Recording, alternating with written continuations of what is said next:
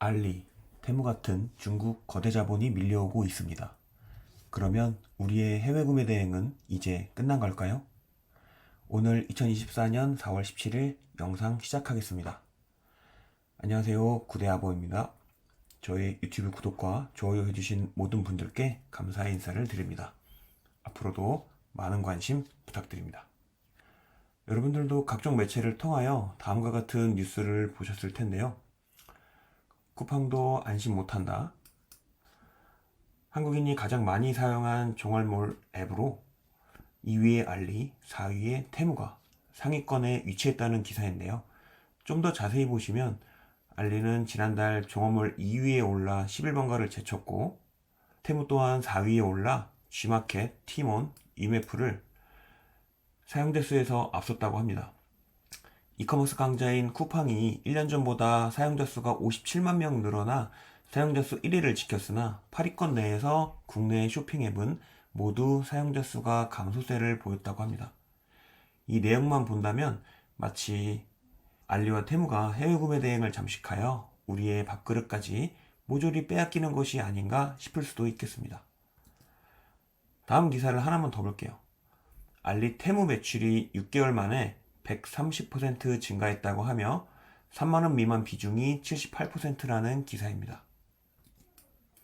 비시카드가 지난해 10월과 지난달 결제 데이터를 분석한 결과 중국 온라인 쇼핑 플랫폼 결제 금액과 건수는 약 130% 늘어난 것으로 나타났지만 그중 3만원 미만 결제가 전체의 78%를 차지했다고 하네요. 중국 종합 쇼핑몰 앱 사용자가 크게 증가했으나 이 소비자들은 3만원대 미만의 비교적 저가의 상품을 이용하는 것으로 추정되고, 국내 쇼핑몰 이용자는 여전히 결제 금액대가 골고루 분포되어 있다고 합니다. 자, 이 두 가지 기사만 본다면 과연 정말로 중국 거대 자본에 밀려 우리 구매 대행은 이제 끝난 것일까요? 저는 전혀 그렇지 않다고 생각합니다. 제가 지난 영상에서도 중국에서는 크무비, 즉 크고 무겁고 비싼 상품을 소싱해야 된다고 말씀드렸고, 미국에서는 작가비, 즉 작고 가볍고 비싼 상품을 소싱해야 한다고 말씀드렸는데요. 우리는 그들과 다른 소싱 전략으로 그들에게는 없는 틈새 상품을 찾아서 판매해야 합니다. 우리의 세상에 우리가 판매할 수 있는 상품은 정말로 많으니까요. 자, 그럼 우리는 이런 틈새 상품을 어떻게 찾아야 할까요? 오늘은 5W1H 방법을 통해 제가 직접 소싱하는 방법을 공유 드리겠으니 끝까지 시청해 주시면 감사하겠습니다. 제가 좋아하는 사고 방법론인 5W1H 방법론은 육하원칙이죠. Who, What, Where, When, Why, How. 첫 글자를 따서 만든 약어입니다. 이 방법은 문제를 다양한 각도에서 분석하고 문제의 본질을 이해하며 효과적인 해결책을 찾기 위해 주로 사용되는데요. 우선 소싱 사고 방법론 중에 5W를 빠르게 확인해 보고 가장 중요한 1H에 대하여 얘기해 보도록 하겠습니다. 첫 번째로는 Who, 누구의 관점으로 소싱할 것인가인데요. 당연히 소비자의 입장에서 소싱해야겠지만 셀러 우리만의 생각으로는 그 많은 상품을 찾아내는데 한계가 있는 만큼 나를 포함한 가족, 친구, 동료 등 초등학생 이상의 누구나의 관점에서 필요한 것은 무엇인지 디테일하게 쫓아서 생각해 봐야 합니다. 실제로 제 주변 동료 셀러분은 딸아이가 초등학생인데 요즘 초등학생 사이에서 유행하는 물러오는 화분 상품을 말해주기도 하고, 또 다른 동료는 할머니께서 사용하시는 지팡이 관련된 신제품을 소싱하기도 합니다. 각자의 생각과 눈높이가 천차만별로 다르기에 주변의 시선을 적극 활용하여 더 많은 상품에 대한 소스를 끌어내면 좋겠네요. 꼭 그 상품을 소싱한다기보다는 그 상품으로 출발하여 우리의 막혀있는 사고를 더 넓게 확장할 수 있다는 관점에서 활용해야겠네요. 두 번째로는 what, 무엇을 찾아야 하느냐에 대한 얘기인데요. 우리는 보다 다양한 상품을 찾아야 하기에 눈에 보이는 완제품, 즉 풀세트로 구성품에 해당하는 상품뿐만 아니라 그 안에 숨어있는 작은 부품까지도 구조분해하여 찾아내야 합니다. 그 부품이 소모품이면 더 좋고요. 예를 들어 공사 현장이나 회사에서 많이들 사용하는 핸드 그라인더 같은 경우라면 본체, 충전용 전기용, 절단용 날, 금속, 콘크리트, 타일, 우드, 연마 날개 사포인 날개 빼빠, 100방, 200방 등등, 날 교환 핸들, 케이스, 배터리, 충전기 등 소비자가 구매할 수 있는 최하위 레벨까지 분해하여 작은 단위로도 소싱을 해둔다면 그 부품만 필요한 소비자에게 선택을 받을 수 있는 확률이 올라갈 것이라고 생각합니다. 세 번째로는 where, 어디에서 찾아야 하는지에 대한 내용인데요. 우리가 가는 모든 곳에서 소싱에 대한 생각을 멈추지 말아야 합니다. 출근하는 버스에 있는 손잡이, 회의실에서 일할 때 사용하는 테이블이나 스피커폰, 점심을 먹을 때 주방의 각종 조리도구, 매장을 꾸며주는 각종 인테리어 소품, 화장실에서 사용하는 휴지 케이스 등 우리는 한 번도 사본 적이 없는 물건을 누군가는 언젠가 구매한 것이기에 우리는 이런 사소한 점을 놓치지 말아야 합니다. 조금만 더 관심을 갖고 자세히 뜯어보면 평소에는 그냥 흘려 지나쳤던 수많은 상품들이 눈에 들어오기 시작할 것이고요. 이는 혼자서 하기 어렵다면 동료와 평소에도 끊임없이 고민을 하며 훈련할 필요가 있겠습니다. 네 번째는 when, 언제 상품을 찾아야 할까요? 물론 눈 떠있는 모든 시간과 잠을 자는 시간에도 소시간을 꿈을 꾸셔야 합니다. 몰입하고 간절한 만큼 노력하게 되고 그게 성과로 나올 테니까요. 다섯 번째, why? 왜 이렇게 상품을 소싱해야 할까요?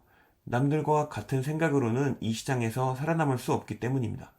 우리가 쉽게 이 시장에 도전하게 된 만큼 또 다른 경쟁자도 이 시장에 쉽게 진입하여 우리와 판매 노출 경쟁을 하게 될 것이고 우리는 뭔가 다른 전략이 있어야겠죠. 그리고 소비자들이 우리에게 해외 구매 대행을 하는 이유를, 즉 쿠팡 로켓 배송이나 알리테무를 이용하지 않고 또는 이마트, 다이소에서 사지 않고 우리한테 사는 이유를 생각해 본다면 쉽게 구매할 수 없는 상품을 우리에게 구매하는 것이라는 이유를 알 수 있게 됩니다. 자, 여기까지는 5W에 대한 내용이었고요. 그럼 이제 가장 중요한 1H, 즉 어떻게 소싱을 해야 할 것인지에 대해서 알아보겠습니다. 지금부터는 소싱 방법론 중 가장 중요한 어떻게 소싱을 할 것인지에 대한 부분이니까요. 집중해 주세요. 우선 크게 5가지 방법이 있는데요. 아이디어 브레인스토밍, 아이템 분석 툴, 마켓 추천 상품, 커뮤니티, 동료와 시장 조사.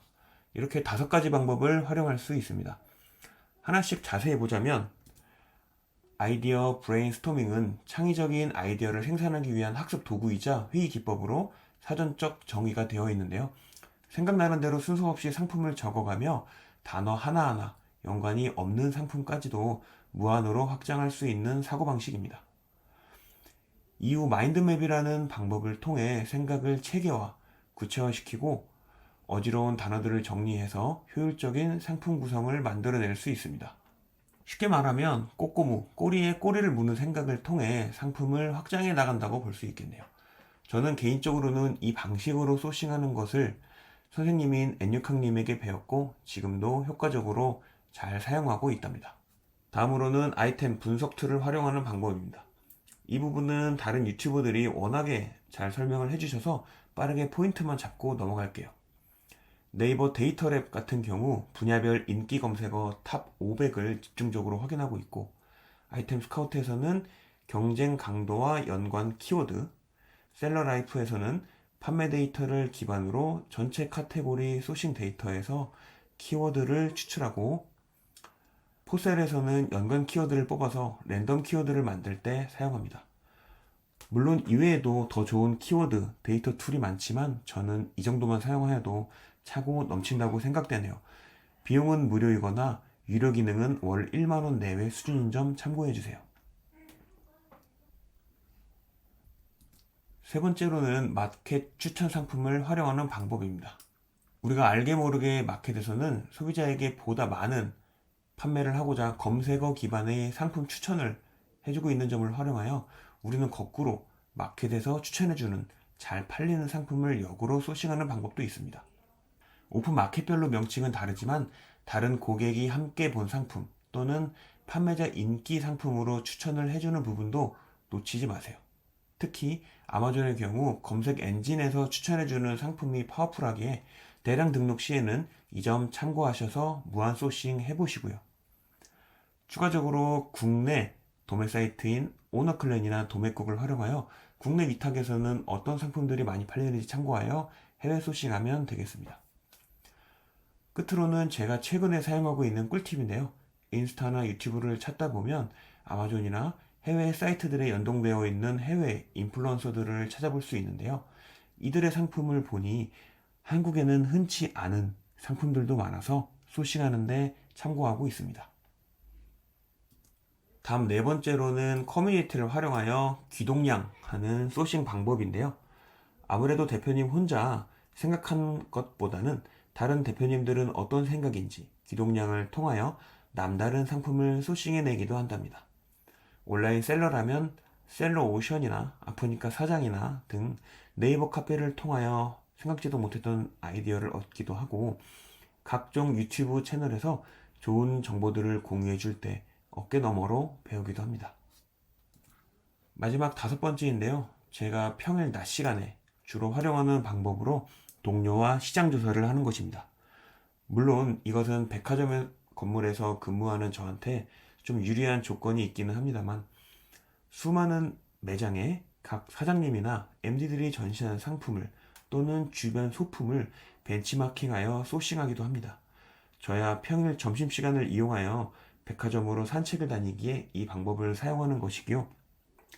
구독자님 분들은 가까운 아울렛이나 시장, 온데이 마켓 등 주변에 활용 가능한 소싱처가 있다면 동료와 보이는 상품과 숨어있는 상품까지도 찾아내는 방법도 추천드립니다.